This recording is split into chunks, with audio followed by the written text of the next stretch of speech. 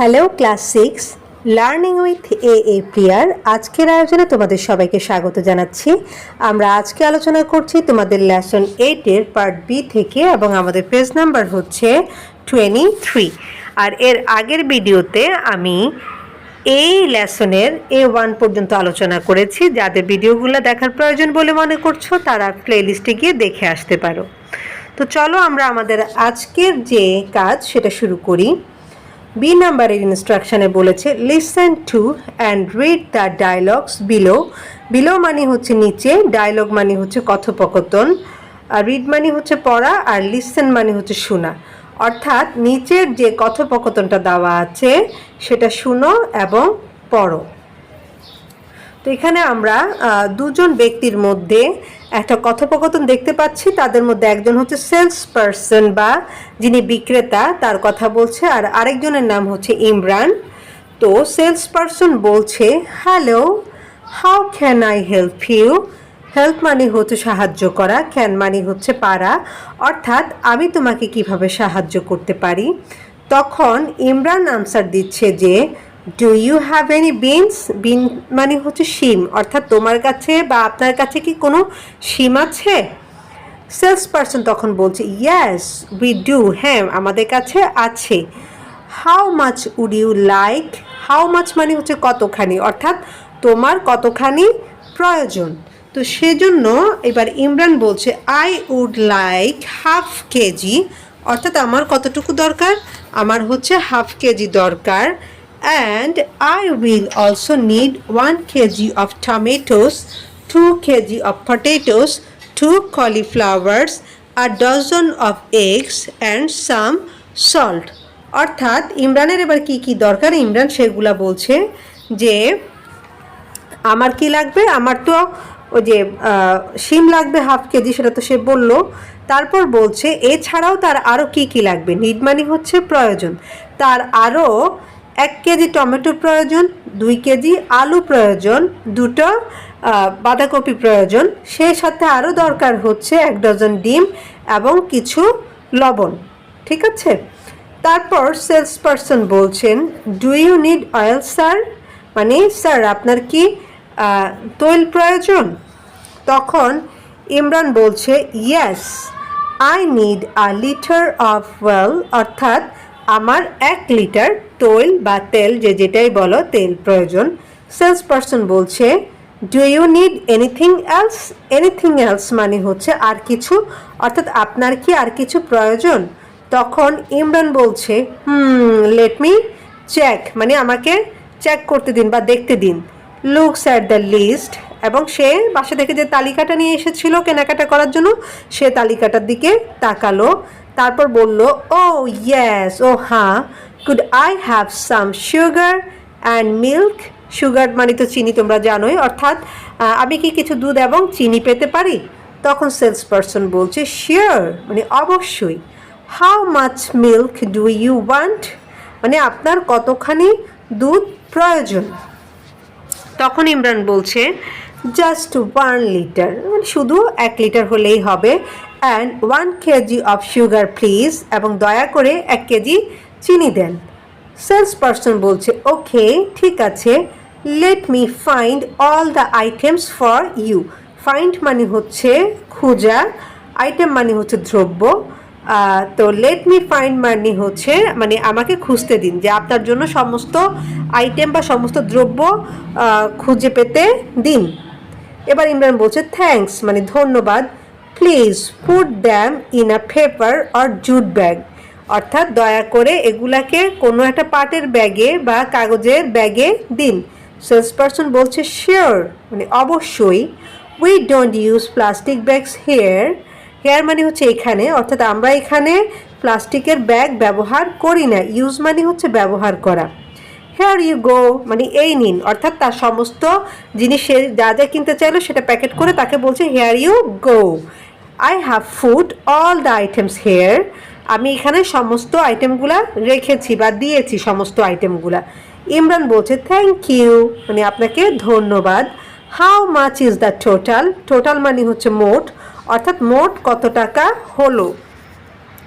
Sales person বলছে the total comes to টাকা 535, অর্থাৎ এখানে মোট টাকা এসেছে 535 টাকা।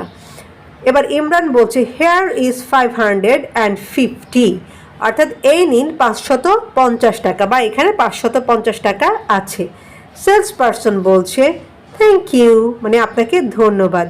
Hair is the change, hair is the change মানে হচ্ছে বাকি টাকাটা যে দিল, অর্থাৎ তার তো 535 টাকা এসেছে, এর মধ্যে সে আরও 50 টাকা দিয়েছে, তো বাকি যেটা ফেরত দিচ্ছে সেটাকে বলছে হেয়ার ইজ দ্য চেঞ্জ, মানে এই নিন আপনার বাকি টাকা, অর্থাৎ 15 টাকা, এই যে বাকি 15 টাকা নিন।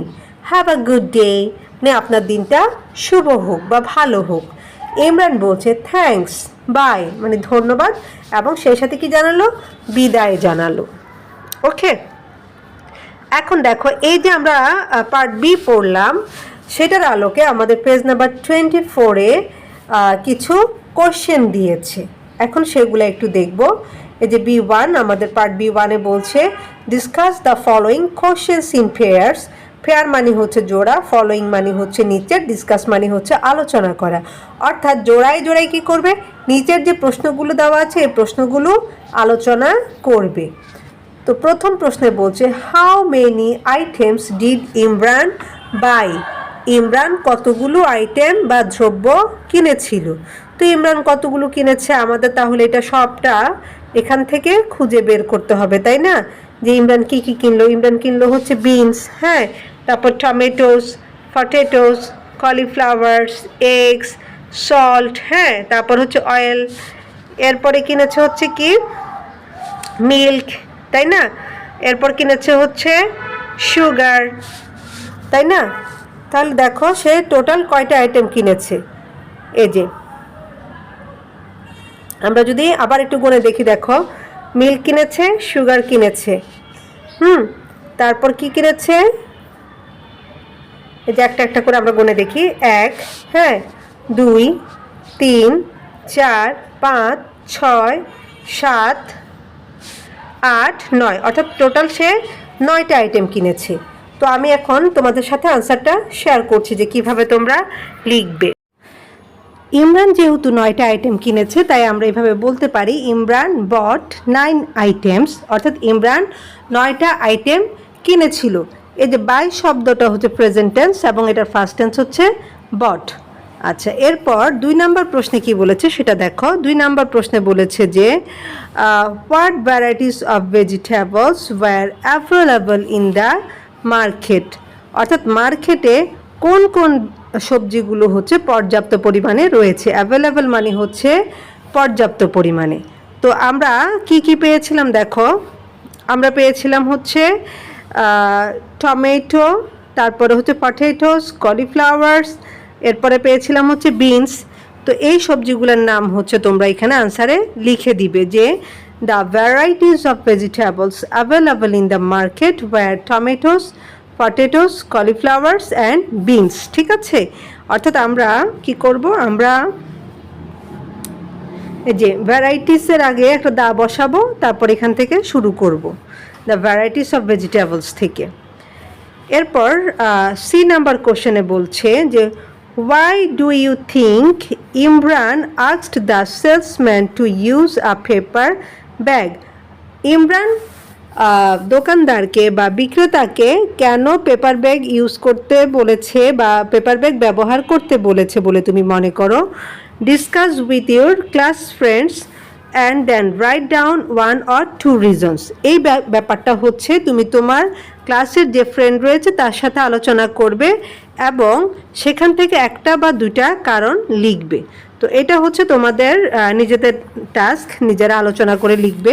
তো এইভাবে লিখতে পারো যে Imran asked the salesman to use a paper bag, অর্থাৎ ইমরান বিক্রেতাকে পেপার ব্যাগ ইউজ করতে বলেছে বিকজ, কারণ paper bags are more eco friendly than plastic bags.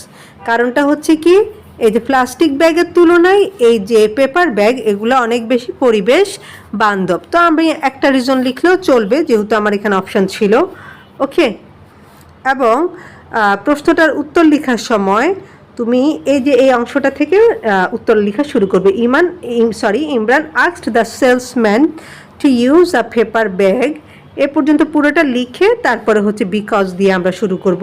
আর আরেকটা জিনিস এখানে খেয়াল করো, সেটা হচ্ছে যেহেতু আমাদেরকে কোশ্চেনটা ওয়াই দিয়ে করেছে, ওয়াই মানে হচ্ছে কেন, তো এই জাতীয় কোশ্চেন করলে আমরা কিন্তু উত্তর লেখার সময় বিকজ শব্দটাকে ব্যবহার করি, যেহেতু আমাদেরকে কারণটা বলতে হয়। তারপর দেখো লাস্ট ওয়ানে যেটা বলেছে যে thank you, here is the change, what does the word change mean here. অর্থাৎ এই যে লাইনটা বললো, এই লাইনে চেঞ্জ শব্দটা দিয়ে কি বুঝিয়েছে, মিন মানে হচ্ছে বুঝানো। তো তোমরা আনসারটা এইভাবে বলতে পারো যে ইন দ্য কনটেক্সট, অর্থাৎ এই কনটেক্সটে বা এই আলোচনায় change refers to the money returned to the customer after paying more than the total amount. অর্থাৎ এখানে চেঞ্জ বলতে বোঝাচ্ছে হচ্ছে টাকা ফেরত দেওয়া, যে টাকাটা মানে ক্রেতাকে, কাস্টমার মানে হচ্ছে ক্রেতা, কাস্টমারকে বা ক্রেতাকে টাকাটা ফেরত দেওয়া যখন সে কী করে, সে হচ্ছে টোটাল যে অ্যামাউন্ট বা মোট যে টাকা তার থেকে বেশি প্রদান করে, তখন ফেরত দেওয়াকে আমরা বলি হচ্ছে চেঞ্জ। অর্থাৎ তুমি একটা দোকানে 50 টাকার একটা ইয়ে দিলে, বিক্রেতাকে 50 টাকা দিলে, কিন্তু তোমার হয়তো বা বিল আসলো 40 টাকা। এখন সে দোকানদার বা বিক্রেতা তোমাকে যখন 10 টাকা ফেরত দিবে, সেটাই হচ্ছে তোমার চেঞ্জ। তো আজকের ভিডিওটা আমি এখানেই শেষ করছি, এবং এই ভিডিও সম্পর্কে তোমরা তোমাদের যে কোনো মতামত কমেন্ট বক্সে জানাতে পারো। ইনশাআল্লাহ পরবর্তী টপিক নিয়ে আমি খুব শীঘ্রই হাজির হচ্ছি। সে পর্যন্ত তোমরা প্রত্যেকে ভালো থাকো, সুস্থ থাকো, আর লার্নিং উইথ এ প্রিয়ার সাথেই থাকো। আল্লাহ হাফেজ।